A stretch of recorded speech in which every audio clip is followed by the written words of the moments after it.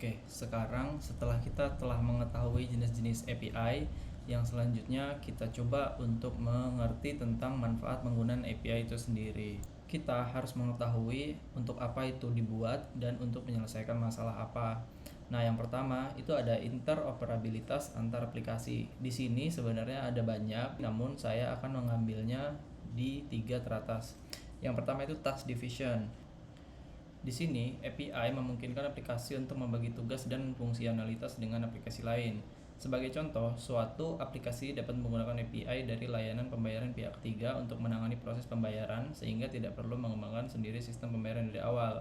Seperti yang sebelum-sebelumnya pernah disinggung, bahwa API itu sangat reusable. Jadi, kita bisa menggunakan API dari pihak ketiga untuk melakukan proses apapun yang dibutuhkan oleh aplikasi kita.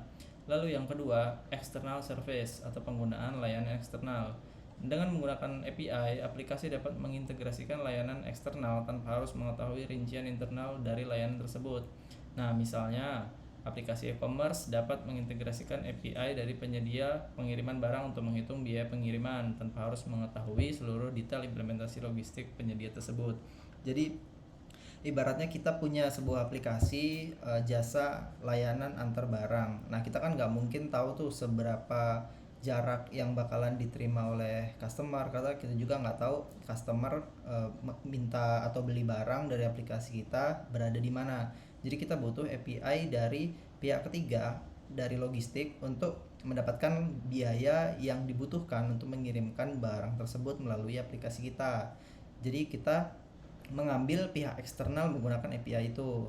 Nah, yang terakhir itu untuk kemampuan memanfaatkan kekuatan aplikasi lainnya atau leveraging existing applicational strengths. Aplikasi memungkinkan aplikasi API untuk memanfaatkan kekuatan aplikasi lainnya tanpa harus mengembangkan semua fitur dari awal. Dengan menggunakan API, aplikasi dengan mudah mengakses fitur atau data yang telah ada di dalam aplikasi lain. Nah, cuman untuk leverage existing ini kita perlu mengetahui dulu ya teman-teman, karena nggak semua API yang diberikan oleh pihak ketiga itu menggunakan REST HTTP. Ada juga yang biasanya menggunakan SWAP. Makanya itu perlu ada prosedur dan data-data yang dibutuhkan dari pihak ketiga untuk kita kelola atau kita konsumsi. Selanjutnya, untuk meningkatkan skalabilitas sistem. Ini adalah salah satu manfaat dari penggunaan API itu sendiri ya teman-teman. Nah, di sini ada 3. Yang pertama, pemisah antara front end dan back end. Penggunaan API memungkinkan pemisahan antara front end yaitu UI dan back end untuk logika bisnis dan database. Dengan demikian, tim pengembang dapat fokus pada spesifikasi masing-masing tanpa harus terlalu tergantung satu sama lain. Ini memungkinkan untuk peningkatan yang lebih efisien dan fleksibel.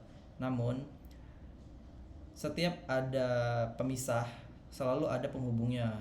Nah, setiap API yang dikonsumsi melalui front end ataupun back end, keduanya harus saling berkomunikasi terlebih dahulu ya teman-teman, supaya bisa lebih efisien dan bisa dikembangkan dan tidak duplikat atau tabrakan.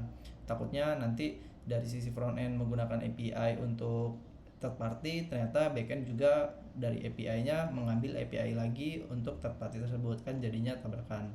Terus yang kedua ada pemisah microservice. Nah, di sini saya asumsikan teman-teman udah ngerti ya tentang microservice, yaitu untuk memungkinkan implementasi arsitektur microservice di mana aplikasi dibangun sebagai serangkaian layanan kecil yang dapat diimplementasikan dan diukur secara independen. Jadi microservice itu sederhananya sebuah layanan-layanan yang kecil, cuman dia saling terhubung satu sama lain gitu ya teman-teman. Meningkatkan kemampuan sistem untuk menangani pertumbuhan dan perubahan yang cepat. Lalu yang ketiga ada skalabilitas horizontal. Nah, skalabilitas horizontal ini ada 2 ya teman-teman. Skalabilitas horizontal dan vertikal. Kalau yang vertikal itu biasanya untuk nge-scale yang berupa fisik, misalnya seperti skalabilitas yang tentang hardware itu vertikal. Kalau horizontal, kita hanya cukup mengubah dan meng-scale bagian sistemnya aja ya teman-teman. Jadi ini lebih mudah dan penyesuaian kapasitasnya bisa sesuai dengan permintaan yang selalu berubah-ubah. Kita dapat menambah lebih banyak instance dari layanan tersebut tanpa harus memodifikasi seluruh aplikasi. Ini mempermudah penyesuaian kapasitas sesuai dengan permintaan yang selalu berubah-ubah. Nah, dari situ kira-kira kita udah kebayang lah ya teman-teman gimana manfaat dari API itu sendiri. Nah, di modul-modul ini kita udah cukup untuk membahas tentang teori apa itu API, pengertian API, jenis-jenis API, dan manfaat API itu sendiri. Di modul kedua nanti kita akan coba langsung praktik dan langsung mengetahui tools-tools apa saja yang dibangun untuk membangun API itu sendiri.